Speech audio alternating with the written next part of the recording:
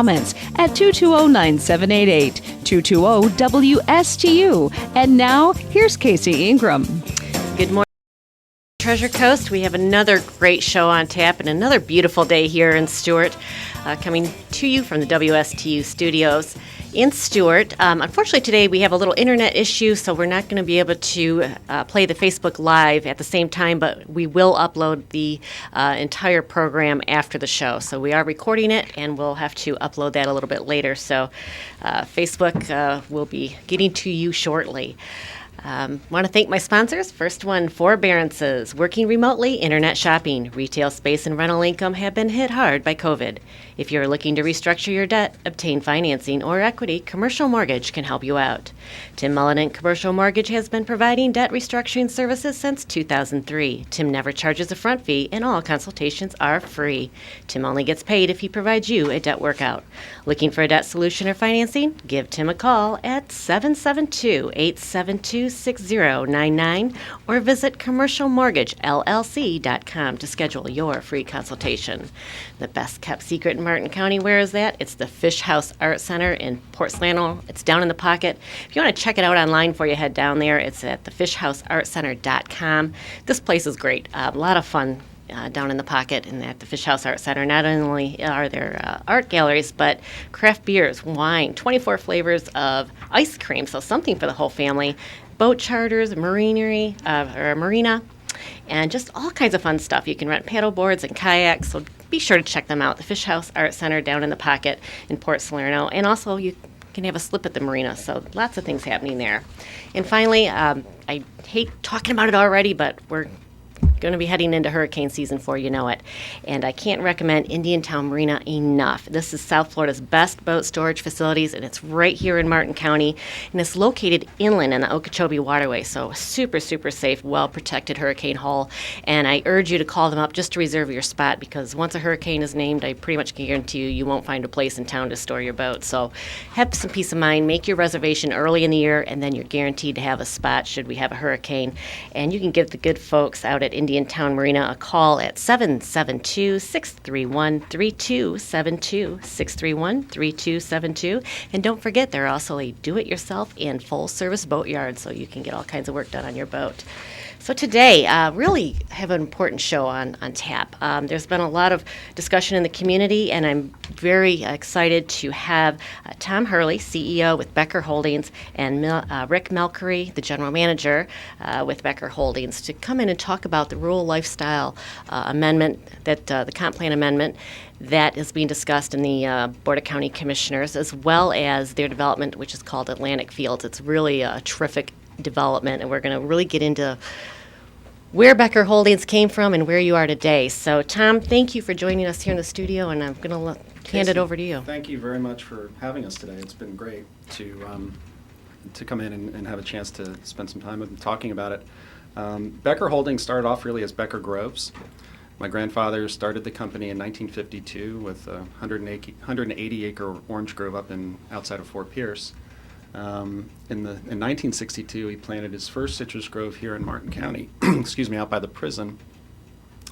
And at the height of our citrus operations in Martin County, in the mid-2000s, we were farming about 10,000 acres of citrus. Wow. Unfortunately, the citrus industry is facing two very difficult diseases, citrus greening and citrus canker, which we probably all remember in the news. The citrus trees were being burned and then taken from dooryards, and we were trying to do everything we possibly could to eradicate those two diseases, and we were very close, but then we had Hurricanes Francis and Jean, which took all of the inoculum and the disease and spread it all over the commercial citrus areas. And so in Martin County today, we don't have a single commercial citrus tree, not our company, but anybody. Wow. So it's been a very difficult few years.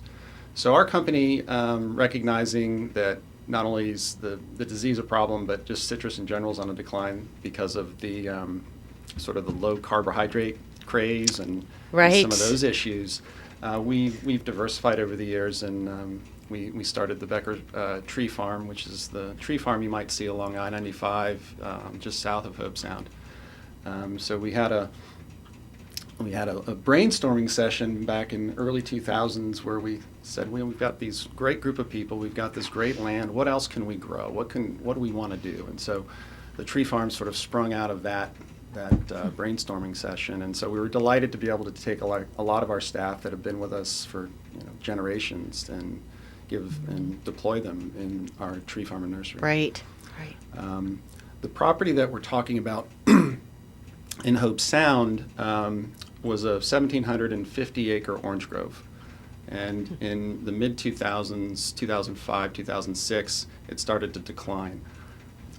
We partnered with a group that was going to turn it into a sort of a ranchette community with polo fields, which are existing today, and large ranches for equestrian type development. And then 2008 and 9 happened, and they ran out of resources, and we ended up taking the property back and controlling it. We've really been sitting for the last decade or so operating the polo fields, and we have a pretty active polo season. Every Saturday and Sunday, folks come out and watch polo and have a nice time and picnic. The rest of the property, we've been really just trying to understand what would make sense. And we've been in Martin County a very long time. I know our neighbors well in Hobe Sound, and I know what the values are and what sort of thing they would appreciate. And so we were very fortunate. About 2 years ago, we met the group at Discovery Land Company. And Discovery Land Company has done some incredible work, but all over the world. But what their projects have in common is they're all in very pristine environmental places. And Iggy, if you can show some of those Discovery Land photos, projects that they've done. Yeah, it's in amazing. Places like Kauai in Hawaii, or in Yellowstone in Montana. And when they looked at Martin County, what they loved about Martin County is the fact that we are still very green. We are still very environmentally conscious. Which, looking at their website, that's a focus of theirs as well. That's a value system. That's their values, and they live it.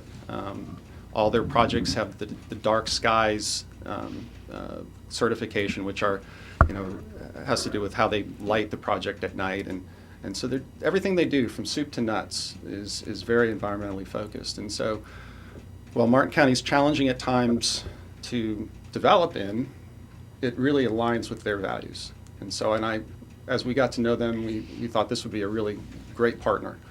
And at the end of the day, it's my family's legacy, and we're going to be here. We're going to continue to farm. So we really wanted to make sure that whatever we got involved with would be something we're proud of.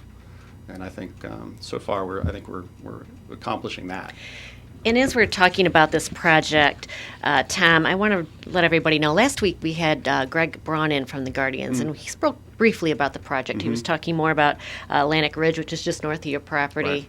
Right. But the Guardians are going to be hosting a workshop on this very comp plan amendment.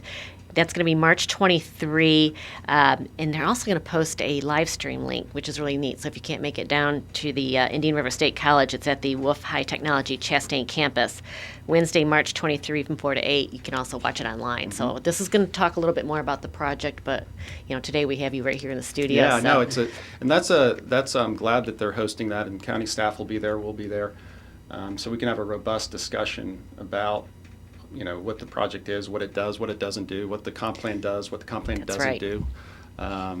Because I think there's been a lot of misunderstandings that have created a lot of emotion, and then it just kind of carries on. Right.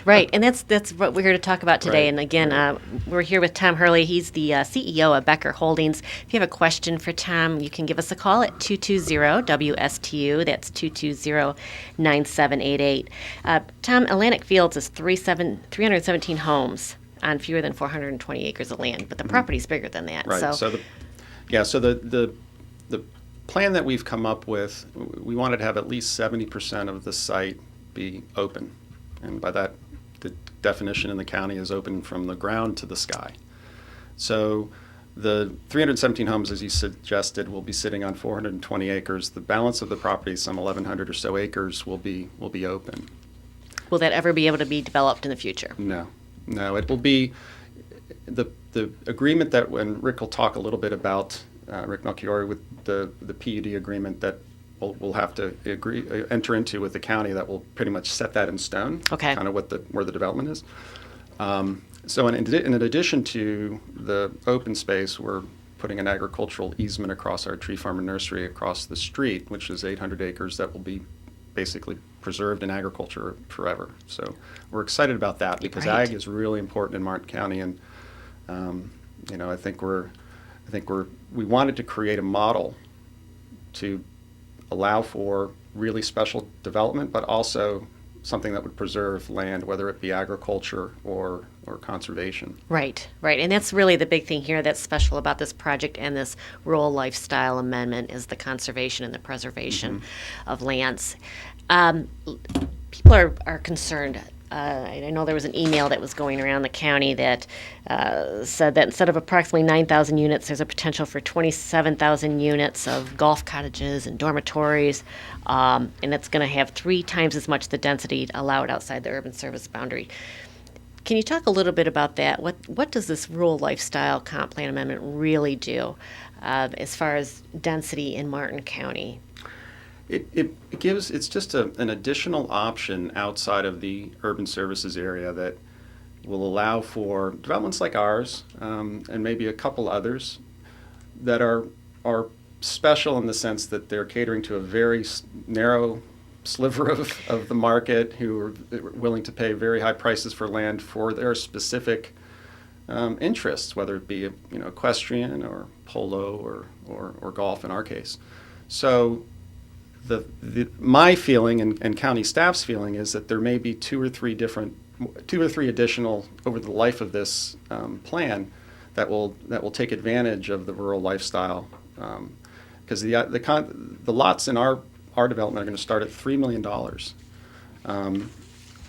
To really make use of this, with all the preservation and everything that's required, the lot values for anybody taking advantage of this will be over $1 million. And so there's just not that big a market for $1 million plus lots. And so the idea that it would spread from our property all the way to Lake Okeechobee is what the claims have been. It's just not realistic. And one of the things is that the property has to be a minimum of 1,000 acres correct. to even fall under this comp plan amendment. Now, can properties that are contiguous or abutting up to these properties also hook into the amenities, the utilities that are on these properties? And that's the other thing that I think actually makes this, in our case, a bit of a protection against growth is that when we are sizing the utilities into our development, we're sizing it just for our development. So our neighbor, even if we wanted to and they wanted to, couldn't tap in because there's just not the capacity. The lines are just going to be the kind of pipes that are going into your house, not the kind of pipes running down your street. So I think in a way our project will be a buffer against that kind of growth or sprawl that they're worried about. And that's one thing we really want to point out here is that is a buffer for growth and sprawl that goes out to the western lands. And Iggy, if you can put up the site plan for Atlantic Fields, just in case folks aren't aware where it's at. It's off Bridge Road. Mm-hmm. It is east of 95 on that northern section where the Polo Club is now. Right, exactly. And Iggy has the site plan put up. So if you can talk a little bit about, you just said the homes are going to be $3 million, but talk a little bit more about that site plan. The lands that you're putting into conservation and preservation, what does that mean for the general public? Well, what we're doing when we started the planning process, we realized that in order for the county to agree to approve something like this, it's got to be something in it for the county, in it for the people. And so our project really does 4 things from a public benefit standpoint. The first thing that I would point to is there's a very, we call it a barn, but it's not a barn. It's a very sophisticated equestrian facility that was constructed on the property that's right adjacent to the Atlantic Ridge State Park. It's on our eastern border that we're going to donate to the state. And so and we're going to provide a public road up the eastern part of our property to that facility. Okay. So nice. the residents of the local community will be able to access the southern part of the Atlantic Ridge State Park, which they currently cannot access. And the vision is to have an equestrian vendor, and so folks can go ride horses from his or their own, or mountain bikes, or hike in that part of the park. So it's really going to be a nice benefit for the area, and that's a great one. On the very northeast side of our property, we're going to be restoring about 125 acres of land to its natural state. It'll be a series of wetlands, and that's going to connect two important hydraulic flowways that existed before we developed it as a grove in 1969. It was just basically a wetland system that helped drain the park. Okay. Right now, that area has been blocked off by canals and things, and so the county for many, many years has wanted to reestablish that flowway, and so we're gonna do that in the course of our project. It will help the drainage of the park quite a bit. If you recall, a year or so ago, we had flooding in Hobe Sound that was just terrible. Yes. This will help that Sure some, not a lot, down in town, but it'll help. That's the second primary thing we're doing. The third thing we're doing, as I said earlier, is we're going to be putting an agricultural easement across our 800-acre tree farm, so that'll be farming forever. Okay. And so that's, I think that is, that's something that we wanted to create as a model for other types of development in the West, to set aside some farmland so that we can, preserve that really important economic activity. And then the fourth thing is we have as our office on site right by the Hobe Sound Polo Club, the old Hobe Sound train station that has been out there since we've owned the property in the early 80s. And so we're going to bring that east back to very near to where it was historically, and the Hobe Sound Historical Society will restore it into a museum. So that'll be kind of fun to see how that is awesome. And one other thing the site does is we've worked with the Loxalucy folks, who are, among other things, really trying to preserve the rural character of Bridge Road. Yes. And so our plan is going to basically be green for the first 1,500 feet off of Bridge Road. So when you're driving down Bridge Road, you won't really see the community at anything other than what's currently there. And we're helping them think through Loxalucy now how to preserve the rest of the corridor. Now they've done a great job, and they've acquired a piece of property that's 2 miles of road frontage that'll be preserved, which is great. There's a couple other private landowners that we're trying to think about what can we do to help keep them from developing right on the road. But right. I think we have a very common goal of preserving the rural character of Bridge, because that's why we all want to be here. It's very beautiful, and if you go down Bridge towards Jupiter Island, you have the tree canopy, and right. Greg Brown with the Guardians again mentioned, boy, wouldn't it be neat if that's brought out on Bridge, and you really have this beautifully, it's already a beautiful road, it's well, natural. As a tree farmer, I love that idea. So. There you go, you're all for it. Tom, I want to back up a second. I know folks are really concerned about increased density in the sprawl. You mentioned something that's very unique with this property. So I think people need to realize that when developers come in and they buy a land that's 1,000 acres, a minimum of the 500 acres has to go into preservation, conservation. Yeah, and that's if they want to increase the density from the 1 to 20 1 to to 1 to 5. 5, right. That has to be offsite also. Yeah, the 500 acres needs to be someplace else. Offsite. Yeah. What people need to realize is they can't develop on that 500 acres. There's a cost benefit. They have to be able to build a kind of house to make sure they can afford the property and develop Right. it. Right. You said something. These homes start at $3 million. The lots do. The lots, not the homes, Not the the homes. lots. Right. The lots start at $3 million.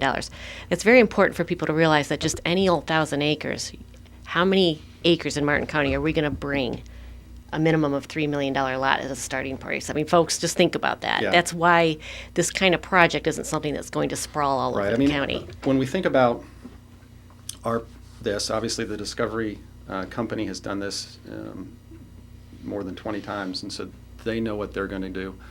There's maybe one or two other concepts that might work in fiscally in Martin County, but it's not going to be more than a few hundred more units that are multi-million dollars. So I think really what this comp plan amendment does is gives some options for those really special circumstances to really do something that I think the county will ultimately be very proud of. And it's going to preserve some land To preserve in a lot of perpetuity Yeah. for conservation. So let's talk a little bit about your project and the benefits for the county. Permanent jobs, 436 direct and indirect jobs will be created. Yep. Annual associated wages and salaries, $15.5 million.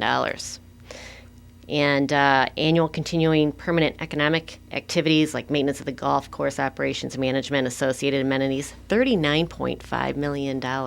Yeah, if you think about all the service that Jupiter Island gets, all the, Right. all the landscaping and just all of the services those homes require, ours is going to be about 60% of that, based on our Which estimate. is a huge number. It's a big number of. It's going to create a lot of economic opportunity, not only at the low wage jobs, but also the higher wage jobs. So we're that's an important part. We don't talk a lot about it, but that's Part of it's it, real. though. And It's right real. now, people are very concerned about wages right here. I mean, with inflation going up, and to have Yeah. extra jobs and well-paying jobs coming into the county is important. Temporary jobs over the 10-year period, over 10,000. So it's over Right. 1,000 every year. Yeah, that's a lot of extrapolated a lot out. of construction and those sorts of things, which I think is important. And But this is a big number. The associated wages and salaries, $543 million. Gross economic output during the construction period, $1.6 billion. So this is bringing a lot of benefit to Martin County as well, right. whether it's through wages or tax impact. And And the other thing I would say about the economic side of it is that this is going to be a second or third or fourth home for these people. right. And so they're not going to be here that often. And that's really unique as well. So they're not going to be burdening the other public services, schools and the like, the way a traditional development might.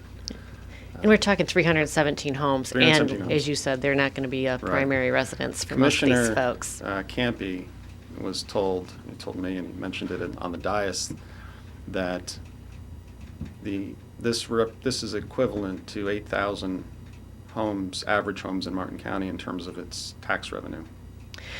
Folks, that's absolutely astounding. Right.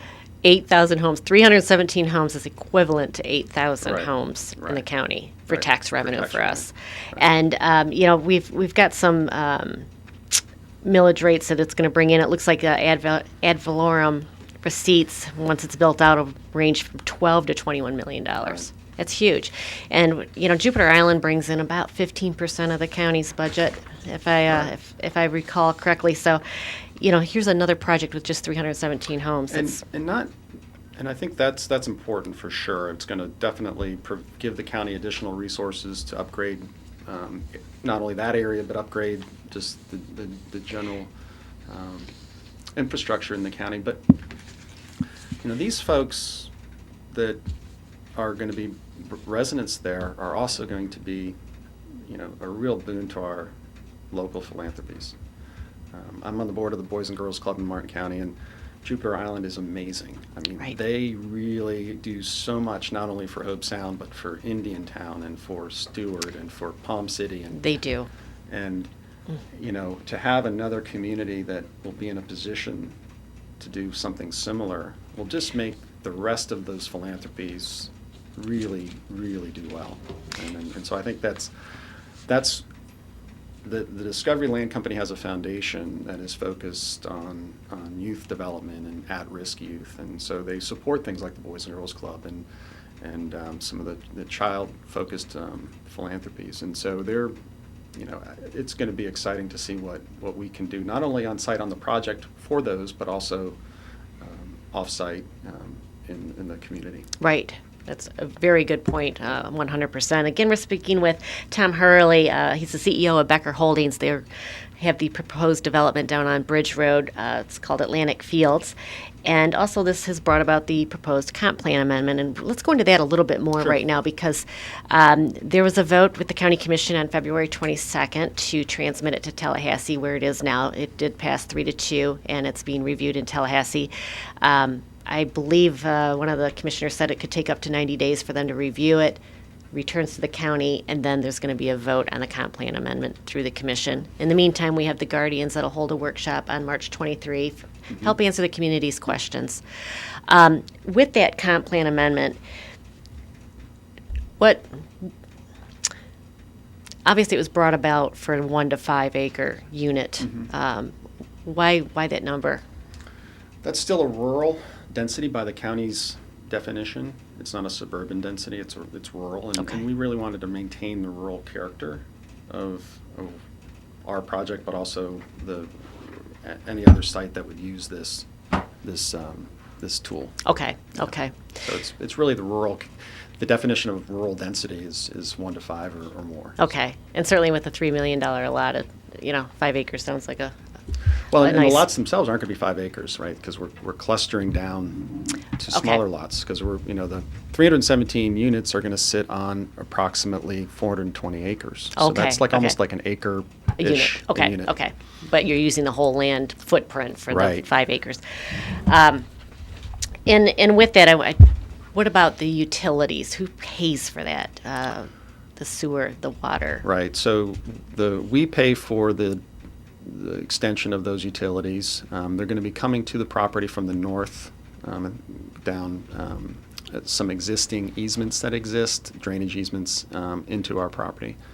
And it's really not very far away. I think, about a mile? Probably, less than a mile away. Less than a mile away. And they'll be sized just for our project, so when they end up down and at the south on Bridge Road, there won't have any capacity there for anybody on Bridge Road to hook up. And that's one thing that you had pointed out earlier in the show. Right. It's very important to understand other contiguous properties that aren't owned. Right.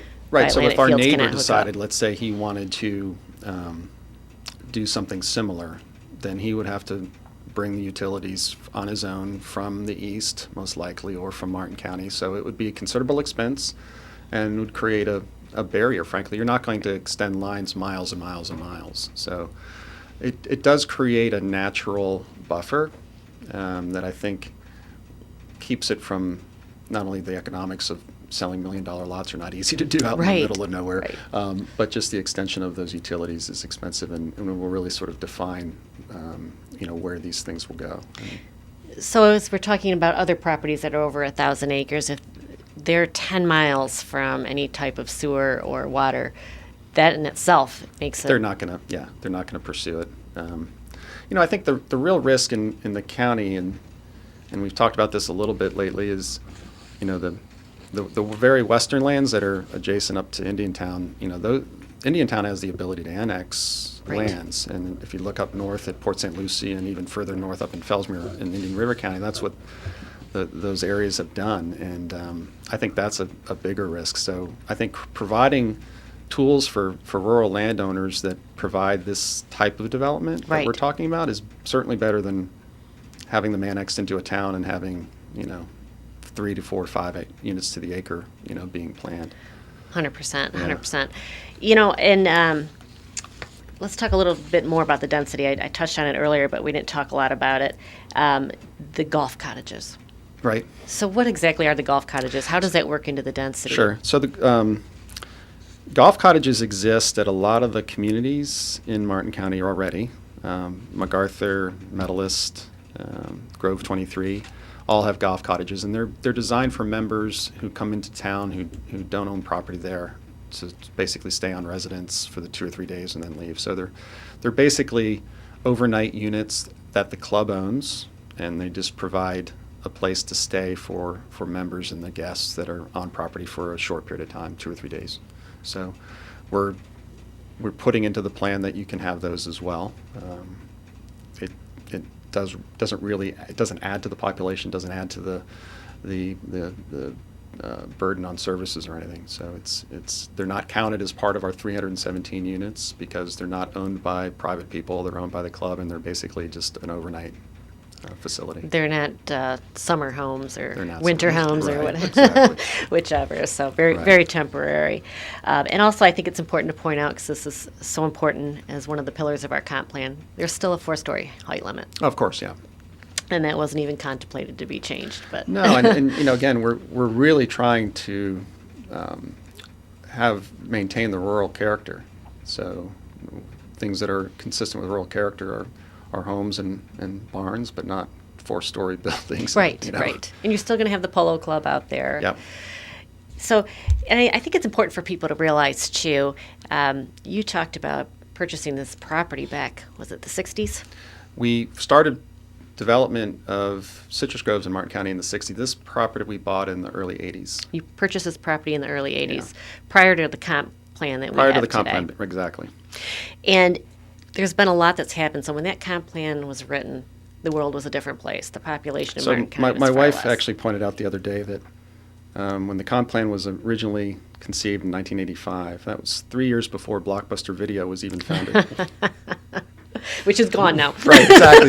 So it's a lot's changed in this area in 1985, and it was the comp plan has done a great job of directing growth and preserving the large rural areas. But in my conversations with Maggie over the years, and we did have a lot of conversations. She did an amazing job of not only preserving and creating a really good plan, but she also did an incredible job marshaling resources from the state to acquire lands, and she Yes. was really important. But she always admitted that the 1 unit per 20 acre zoning that was out there was really a placeholder until development pressures created a need for something else, and that it wasn't really a responsible way to develop 20 acre Right. lots. Right. That doesn't make sense. And when we purchased the property, our zoning out there was 1 unit per 2 acres. 1 unit per 2 acres when you Right. purchased the property. Right. And then when the comp plan was passed and it went to 1 per 20, we were told that, when the progress gets to your door and there's a demand for something else, then you'll be able to do something else.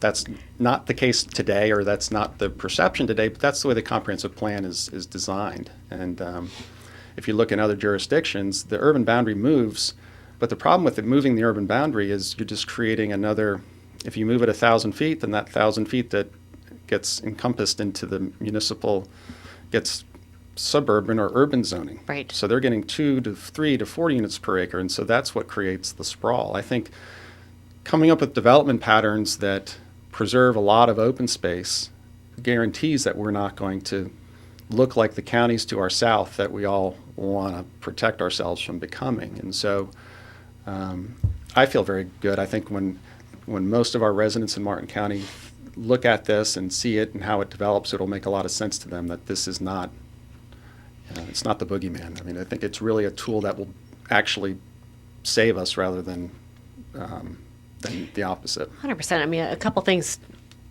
The 500 minimum acres, you're far exceed that. It's over double that the open land that you're going to preserve and conserve. I think you have to understand that it's not 500 acres. It's actually 50% of your development footprint. So Thank you if for you're pointing doing it out. 2,000 acres, then you have to preserve 1,000 acres. Okay. Right. And one of the reasons that was put in place is the county is continually trying to go out and acquire environmentally sensitive lands or ag parcels or whatever it might be. Two things this amendment does. One is it gets it to them for free. And the second one is it requires a funding source to maintain it, because a lot of times the county can acquire these lands, but they don't have the funding sources to maintain it. So the amendment actually takes care of both of those. Yeah. So, At no Rick, cost to the county. the developer has to maintain that property that's Correct. donated to the county, essentially, Absolutely. in perpetuity. In perpetuity. And again, I appreciate you pointing out that it's 50%. I didn't realize. I thought it was a minimum of 500. So 50% land donation to the county and the maintenance. This is really huge. Yeah, I mean, if you look at our project, we've got approximately 1,530 acres of developable area. Right. And then we're setting aside another 800 acres that goes into permanent agriculture. So that's where that 50% The comes 50% comes from. And, we have to look. The comp plan can be changed. It may need a supermajority vote, but things can be changed. So this rural lifestyle amendment is really a special amendment in preserving and conserving lands. There's nothing precluding a landowner today to walk into the county and say, I'd like to change from 1 to 20 to 1 to 5. Nothing. There's no minimum size requirement. He could have 10 acres, he could have 100 acres. Now, the county may not accept that, Right. in the same instance that they might not accept what we're doing, but there's nothing precluding them from being able to go in and apply for that change. They can do that. Absolutely. And the other thing I want to point out for Tom is that back in the early 80s, it was a citrus grove. Mm-hmm. We didn't know what canker was. There was no such thing. And that's where you got to look at private property owner rights as well. Mother Nature really changed the course of what you could do with your property.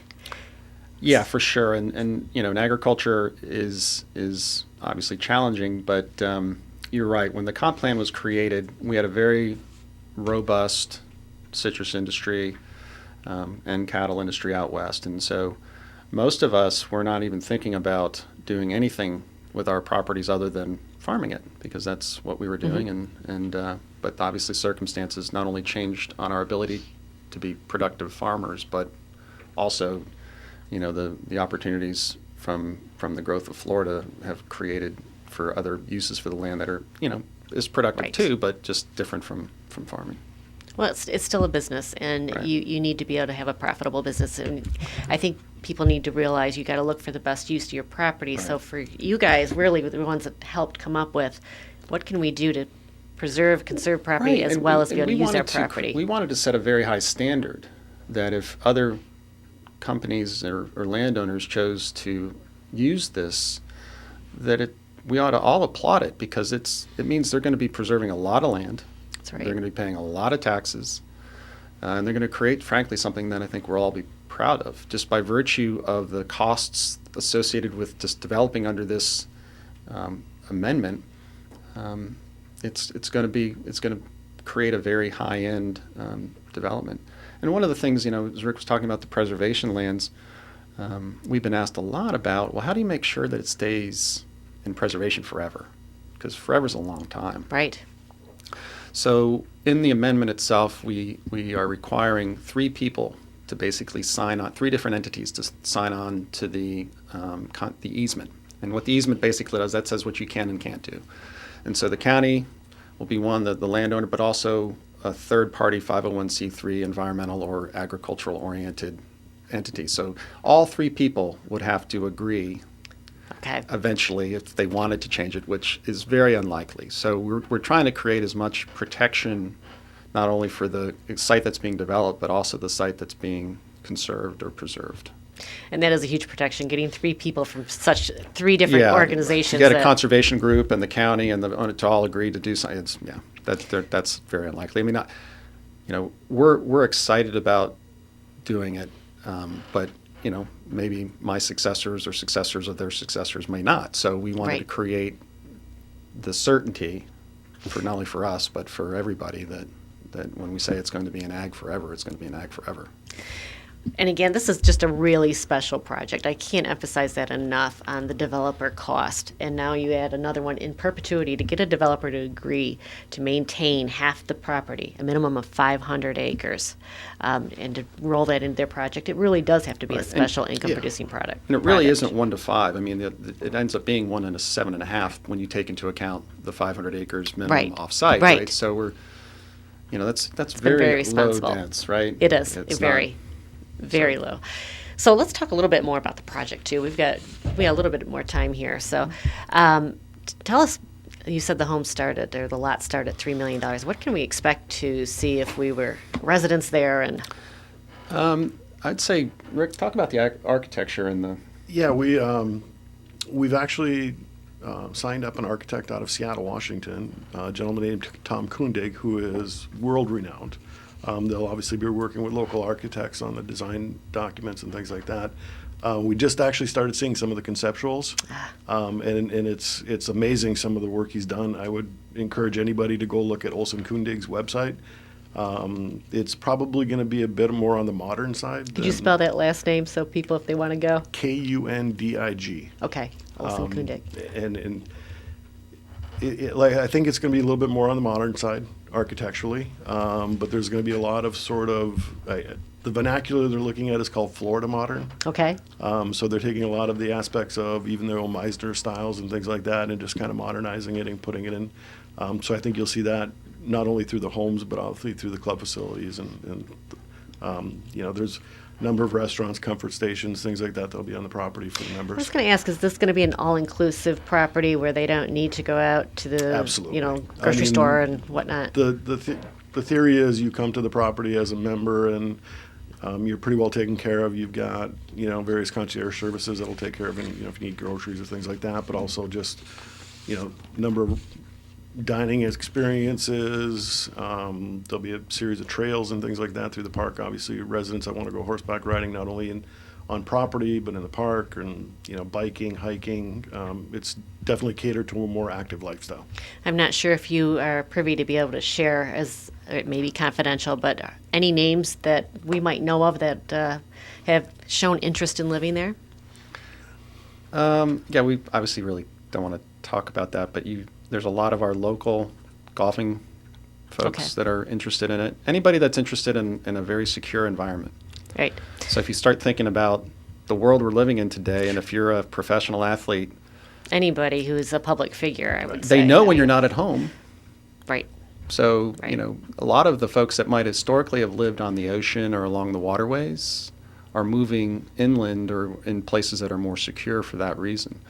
And so you can guess who some of those names might be. It's exciting to bring this to Martin County. I have to tell you. I'm thrilled, and I think Martin County will realize, and some of the folks already have, that it's really special for the one project that Discovery is going to do here is going to be here in Martin County, and bring a lot, not only the actual development, but just the people that we're going to have in residence. If you go to your Atlantic Fields website or go to Discovery Lands, I encourage people to go Google them and look at their projects. They're absolutely stunning. They're amazing projects. They're around the world. I almost call them, very high-end boutique development projects. It is, and if you look at sort of their model, their typical developments are about 300 to 400 units with all of the amenities, generally very environmentally sensitive lands, or areas where it's very pristine lands, and they do a great job of maintaining that and sort of blending into that atmosphere. And I think that's what they want to do here, is sort of carry the aspects of the Atlantic Ridge State Park right through to the private properties to the west of us, so you kind of just think you're sitting in the middle of that, and that's what they're after. Beautiful. From a goal Yeah, standpoint. I think that's a great point, is so that the topography and the landscape feel on property is going to feel like you're actually in the Atlantic Ridge State Park, not a perfectly manicured golf, Golf course out here. There'll be elements of that, but it will Certainly. be very natural. Certainly. Because of its sort of size. The size of the property. It's. Tell me a little bit now, what do you see as your challenges with the comp plan amendment that you're trying to get the public? We've talked about a lot here today, but is there anything we missed that you want the public to know that was maybe a misperception? I think probably the two biggest misperceptions, first of all, is that we're moving the urban service district, which we're not. The urban service district is staying exactly where it is. I think the second one is that we're urban development. When you look at our density and what we're doing, we're at, on-site 1 to 5, off, if you combine the whole project, 1 to 7.5. That's not urban density. Urban density is 3, 4, 5 units to the acre. So I think those are probably the two biggest misconceptions that you see throughout, kind of the comments that are coming around. Right, and it's just very important for the people to know. Anything that folks can do to support your project? Anything that if they have an opportunity to talk to any of the commissioners, just express their point of view. And the commissioners have been great with us. The guardians have been great. This plan is not just ours. We've solicited input from the guardians and a lot of the stakeholders in Hobe Sound, and we've been grateful for all of the input that we've received. But I think just showing up in public hearings, and we're going to have a lot of public hearings coming up discussing it. And so we love opportunities like this, and we're really grateful to be here today. And I think on the 23rd, that's another opportunity for the county to understand what we're talking about. And I think my experience, and it may just be because I'm involved, but my experience when I'm chatting with people is that the more they understand it, the more comfortable they are with it. Tom, I couldn't agree more. And I'm very proud of it. And I'm happy to talk to anybody about it anytime, because I am very proud of it.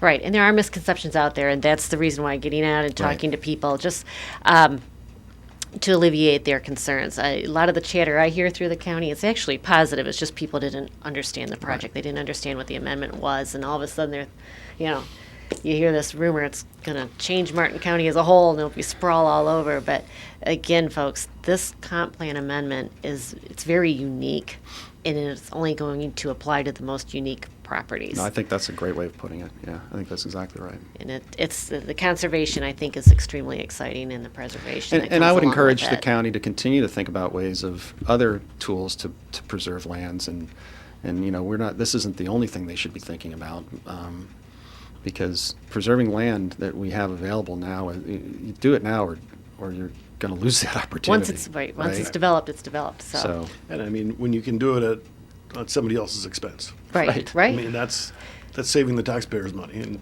well, there's a lot of taxpayer benefit here just from the income taxes, the real estate taxes that are going to come in from the property. But then, as you said, the developer has to maintain the donated lands in perpetuity. Yeah. That's always a stumbling block for any conservation land. Who's going to take care of it? Well, especially here, I mean, even in our own groves, it's really expensive to keep the exotics and keep the native vegetation there, and so yeah, it's a large annual expense. What are your challenges going forward with the rest of the property in Becker Holdings with all the changing economy, changing agriculture?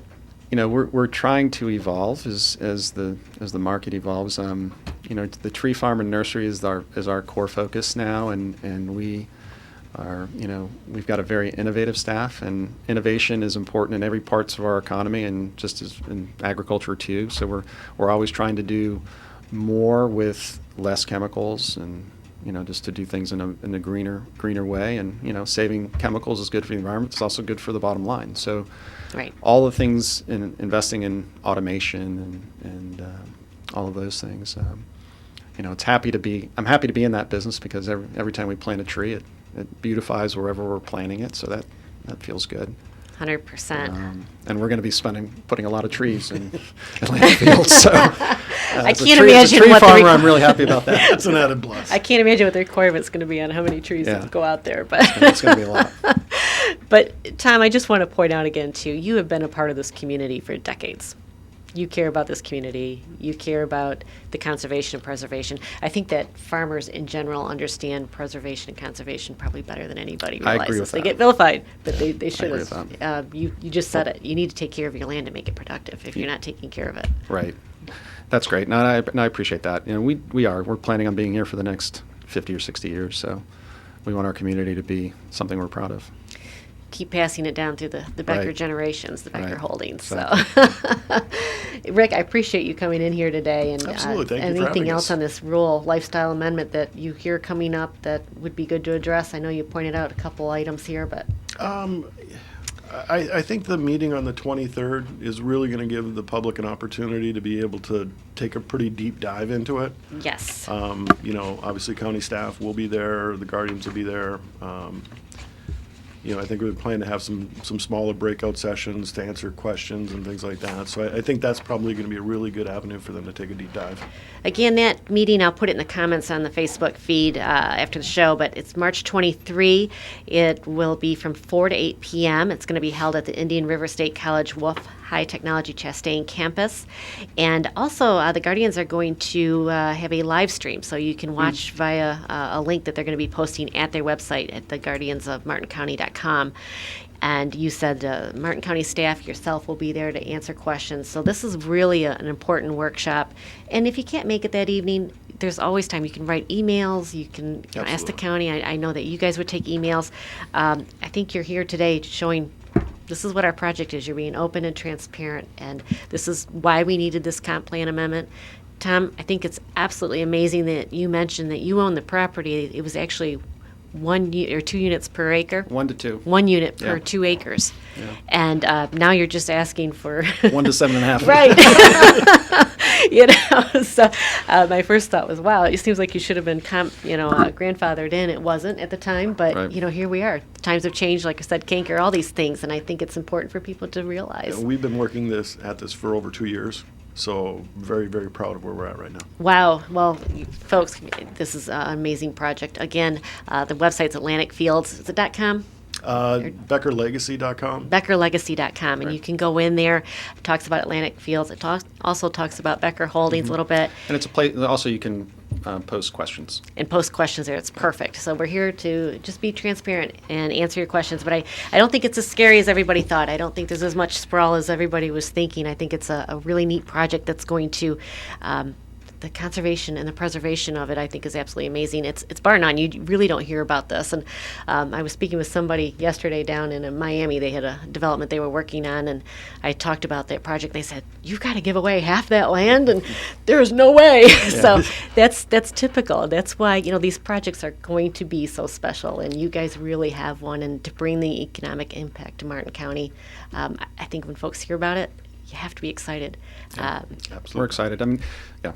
And so we're looking forward to entertaining whoever wants to come out on the 23rd and having More deeper questions. discussions. It'd be great. 317 homes, bringing in the tax impact of $8,000. Right.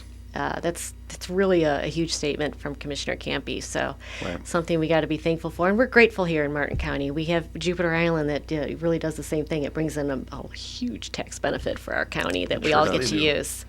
And so here's another project. But I appreciate you folks Casey, coming in thank today. you. Absolutely, it's 100% my pleasure. Again, March 23, the workshop at the Indian River State College Wolf High Technology Chastain campus, and that's next Wednesday from 4 to 8 p.m. Next week, we're going to have a fun show, and we're going to have the Mutt March in the city of Stewart, and they're going to be having a festival next weekend. They're going to come in and talk about, as well as we're going to speak with Melissa Martz. She's running for Congress in CD 18 on the Republican ticket. So she's going to come in and be your chance to answer any questions and see what she's running and what her platform is. So that'll be next week on the Casey Ingram Show. As always, if you want to know who the special guest or topic will be in the studio that week, you can sign up at my website, thecaseyingramshow.com. I send out an email every Monday or Tuesday to let you know a lot of topics, and we cover a lot of different interesting topics that are a lot of fun. And Evan's telling me I got to stop talking, so I'll see you next week, Wednesday at 10 a.m. Thank you again.